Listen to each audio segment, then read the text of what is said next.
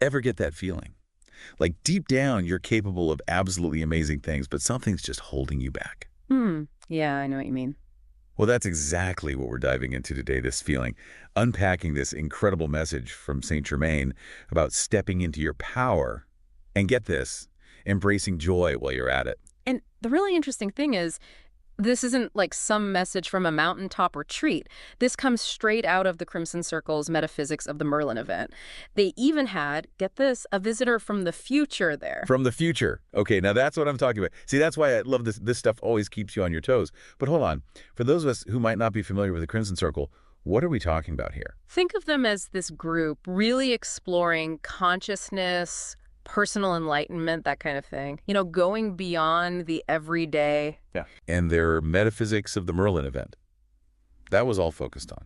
Accessing that inner wisdom, that we all have, but sometimes it's buried deep down. And who better to guide us on that journey than Saint Germain himself?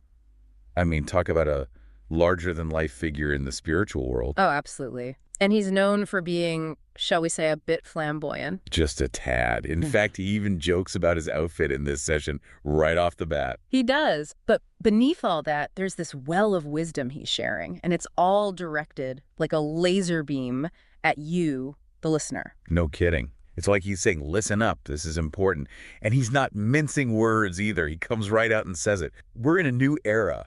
Individual power, spiritual growth, that's where it's at. He's basically saying, enough with playing small. You're capable of so much more. Exactly. What really struck me was when he talked about letting go. And I don't just mean external obstacles, but the ones we put on ourselves, in our own minds. Oh, absolutely. Those inner limitations, those can be the toughest to break free from. He talks about the masks we wear, how we hide our true selves, not just from the world, but sometimes even from ourselves. It's like we're afraid to let our light shine. And here's the thing, he links that directly to experiencing true joy. It's like when we hold back, when we don't fully embrace who we are, it blocks that joy from flowing through us. So it's not about spirituality being this abstract concept, some far-off goal. It's about how we show up in our lives, right here, right now, authentically and joyfully. Yes. And the amazing thing is, he doesn't just tell us to do it. He actually gives us a method, a practice. He ends the session with something called a marab. Now, this isn't your typical meditation. Which, let's face it, can be kind of intimidating for some people. Yeah. You're sitting there trying to clear your mind, and it feels like everything but quiet in there. Oh, tell me about it. But the marab, the way Saint Germain describes it, it's about bringing everything in. Bringing everything in. Yeah, it's about being receptive, allowing yourself to be filled with a sense of peace, this feeling of connection. It's not about emptying your mind. It's about opening it up.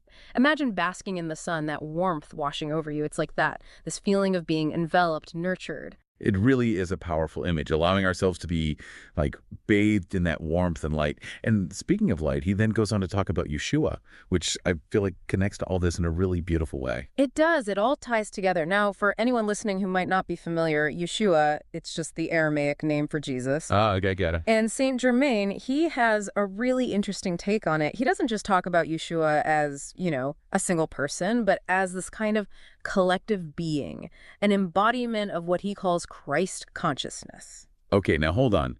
Christ consciousness. I'm going to need a little help with that one. What are we talking about here? Basically, think of it as the highest level of consciousness there is. This state of pure love, compassion, just like oneness with everything. And Saint Germain's saying that Yeshua, as this collective being, carried that Christ consciousness. And then through the ascension, all that energy, it transformed into this pure light. And now it's accessible to all of us. Whoa. So you're saying, like, no matter who you are, what you believe, that incredible energy is available. Exactly. And here's where it gets really powerful. He actually tells listeners, you were part of the energy that supported Yeshua back in the day. This light we're talking about. It's not some far off thing. It's familiar, something we've already experienced. Okay, now that gives me chills. To think that we have this connection to that kind of love and light. It's like remembering something you'd totally forgotten about. It is like remembering, yeah. And he's so clear about this. It's not something we have to earn or, be worthy of. It's already ours. We just have to be open to receiving it. Which makes me think back to the marab we were talking about earlier. Is that part of it, opening ourselves up to receive that light, that Christ consciousness? That's what I believe, yeah. It's about surrender, letting go of that need to control, to figure it all out in our minds, just being present, open, and letting that energy in. because it's there. It's like he's saying, stop trying so hard. Just relax and receive all the abundance that's already yours. Yeah. Which I love, but honestly, it's easier said than done, right? We've got these doubts, these insecurities whispering, are you sure you deserve this? Totally. We all have those voices every now and then. And that's where Saint Germain, he brings in these powerful allies, these guides. Mary Magdalene, Mother Mary, and then another Mary. He doesn't name her specifically. Interesting that he focuses on these feminine figures, you know? Because sometimes these traditions can feel very male-dominated. Oh, yeah, right? It's like he's emphasizing this balance, the importance of the divine feminine. He talks about them as these embodiments of love, compassion, support, especially when it comes to self-love, which, let's be honest, a lot of us struggle with. And loving others, too. Not always easy, but to think we have these spiritual figures in our corner, rooting for us, offering that support, that's comforting, you know? It really is, and it makes it all so much more practical, don't you think? This isn't just like vague spiritual stuff. It's like he's giving us real tools, resources to deal with being human. And speaking of being human, dealing with the world, he doesn't sugarcoat that either. He mentions that visitor from the future, right? The one who described our current world as, and I quote, controlled chaos.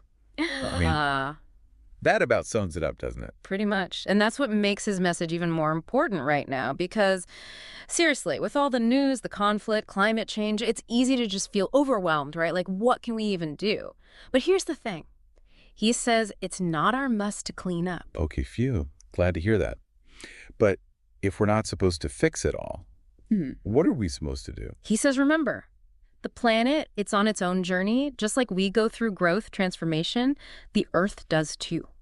And listen, we can contribute in positive ways through our actions or choices for sure, but we don't need to get bogged down by that fear, that feeling like we got to save the world. So it's about finding that balance. Like being compassionate, engaged, but not letting the chaos drag us down. Exactly. Detach from the drama a little bit. And I don't mean be indifferent, but just recognize our energy's best spent on our own growth, our own light.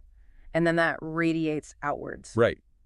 Which reminds me of something else he said about our role in all of this. Are you thinking about the part where he says that the planet's evolution, its journey towards enlightenment, it's happening because we're here, because we're shining our light? Yes, that's it. Like he's giving us this cosmic pep talk. We're not insignificant, you know. Our presence, our light, it matters. It really does. It goes back to that whole stepping into our power thing. It's like he's saying, our existence, just by being here, contributes to the planet evolving in a positive direction. Wow. Powerful stuff. But also, I don't know about you, sometimes it feels like a lot of pressure. Like, gotta shine my light, gotta make a difference. Can be a little overwhelming. Oh, for sure. You hit the nail on the head there. And Saint Germain, he actually addresses that directly. He reminds us we don't have to carry the weight of the world on our shoulders. He even says, and I'm paraphrasing a little here, that Yeshua, as that collective being, already went through it. The depths of suffering for all of humanity. There's no need for us to carry that burden. So no more martyr complex. No more suffering is noble. Nope. He wants us to embrace joy. Experience the fullness of life. No guilt trips. No feeling obligated to suffer. He even says, and I love this, that he's going to come check on us and ask, why aren't you enjoying yourself? Why are you still suffering? Talk about tough love. Yeah. It's not every day you hear a spiritual teacher saying, hey, enjoy yourselves or else. Pretty refreshing, actually. Yeah, he doesn't mess around. It really challenges those ideas people have about spirituality, you know? Yeah. Like, it's all about sacrifice. We're being serious all the time. Saint Germain just cuts right through that. Enjoy, just like that. Permission granted, no more guilt trips. Exactly. You don't earn joy by suffering, right? It's already there. Like that light we were talking about. Part of who we are. And honestly, that's such an important message, especially these days. Easy to get caught up in the negativity, you know what I mean? Yeah. But he's reminding us, yeah, it's complicated. Yeah, there are challenges. But you're also here to experience joy. Shine your light. You're not alone in all of this. Well said. Gives you a whole new perspective, right? Not about pretending everything's perfect, but how do we navigate this world, all the ups and downs, and stay connected to that joy inside? And maybe even make a difference while we're at it. Exactly. Because when you're coming from that place, that joy, that inner peace, you make different choices, better choices. For yourself, for everyone, even for the planet. So if our listeners take away one thing from this whole deep dive, what would you say it should be? You are a powerful spiritual being, capable of incredible joy. Right now, right here. Don't wait for things to be perfect, that weight of the world. not yours to carry. Embrace that light within you, let it shine. Beautifully said. And hey, if you're feeling lost, unsure, you got a whole team of spiritual cheerleaders on your side. The Marys, they've got your back, always, ready to offer support, love, all of that. So there you have it, straight from Saint Germain. Radical self-acceptance, joy, stepping into your power. We hope this deep dive leaves you feeling inspired, ready to embrace life fully, just as you are.